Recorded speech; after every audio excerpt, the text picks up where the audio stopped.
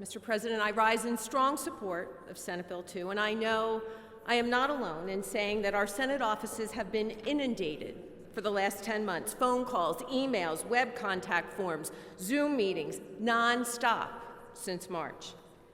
Many of us in this chamber have kept our offices open to help with constituent inquiries. Remember back to March, when businesses were calling, asking about a waiver that would allow them to remain open. I had businesses in the same industry, competitors, where one got a waiver and the other did not. I had a local cabinet manufacturer forced to shut its doors in Red Lion, but yet another manufacturer bearing the family name of the governor that was allowed to operate within the same county. What was their recourse? I had several locally owned garden centers that were shut down during their busiest season of the year, but corporate-owned big box home improvement stores could sell the exact same product without any limitations. What was their recourse? We had our state-owned liquor stores offering curbside pickup, but our locally owned retailers were never afforded that option until much later. What was their recourse?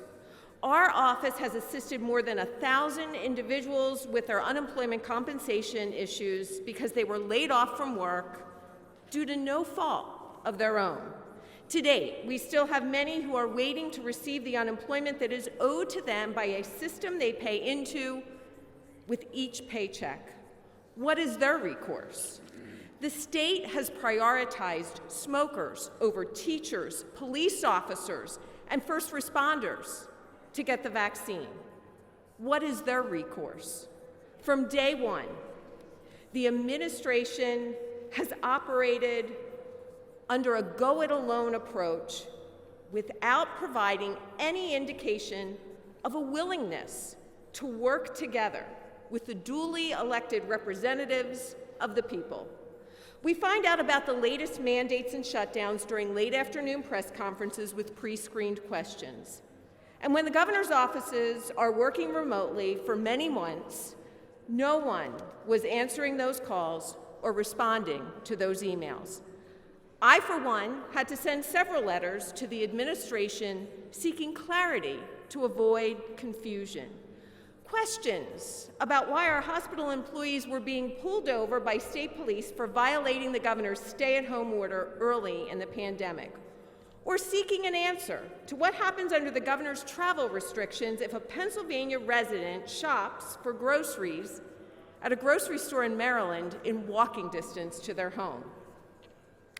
As the senator for a district that borders Maryland, this is common practice for the people that I'm honored to represent. I have yet to receive a single reply.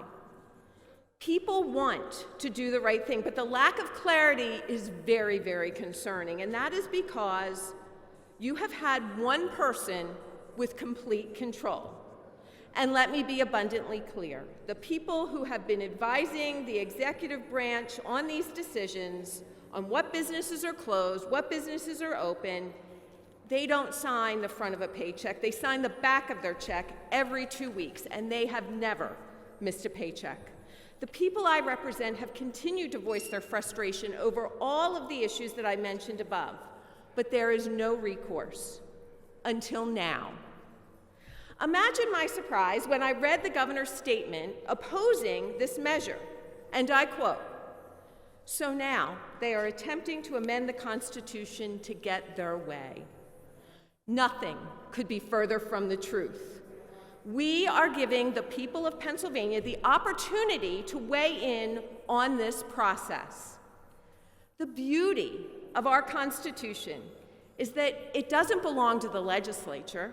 It doesn't belong to the governor. It doesn't belong to the Supreme Court. It belongs to the people of Pennsylvania. And today, we are saying that the people get to have the ultimate say.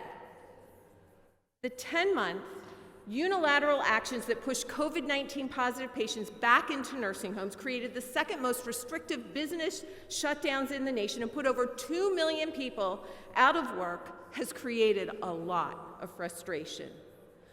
We can save lives and protect livelihoods.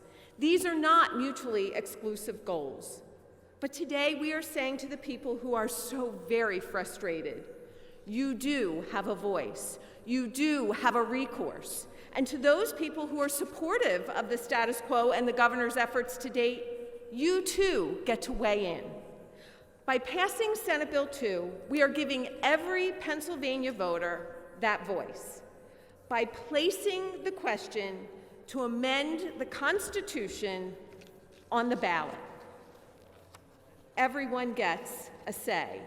The people of Pennsylvania will finally get a front row seat in providing a referendum of sorts as to how the administration and the governor has handled this pandemic over the last 10 months, and how future emergencies should be handled, either with or without the will of the duly elected state representatives and senators of the General Assembly. And should the Senate pass this bill today and the House follow suit, no threats from the governor's administration can stop the people of Pennsylvania from exercising their constitutional right to amend their Constitution. Mr. President, I urge my colleagues to join me in casting an affirmative vote for Senate Bill 2. Thank you, Mr. President.